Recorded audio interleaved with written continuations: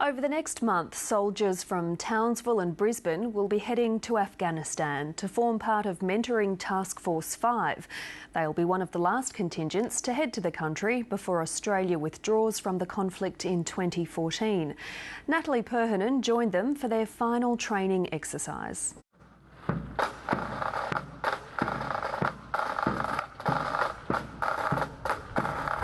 Townsville is preparing to farewell its next group of soldiers. The garrison city is well versed in the proud tradition of military life. In the coming weeks, about 700 personnel will deploy to Uruzgan province on a 5-month tour. On the journey to the front line, they're being put to the test. This mock community has been named Charmistan. It's been created to mirror conditions in rural Afghanistan.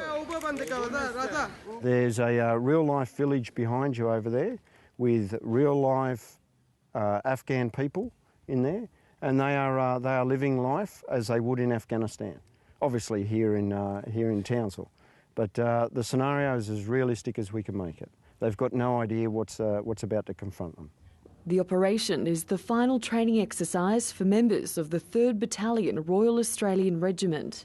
So what we're doing today is a scenario of a likely incident that may occur for the soldiers whilst they're on deployment in Afghanistan, mentoring the Afghan National Army. The patrol that was coming out here got some information that was a compound of interest. On this training mission, they've also been given intelligence about a possible insurgent. The events unfolding in front of them are as realistic as possible. The soldiers will not react if they don't think it's realistic.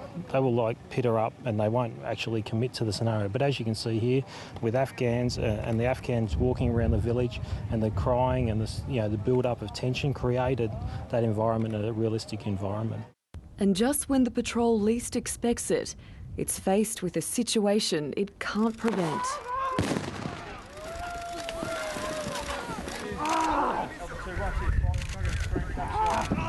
In this real-time activity, trainers are looking to find out how well the Australians react to the hostile setting.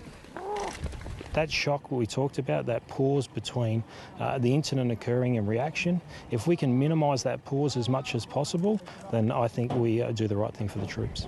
This is as real as we can make it here in Australia, without obviously using live ammunition.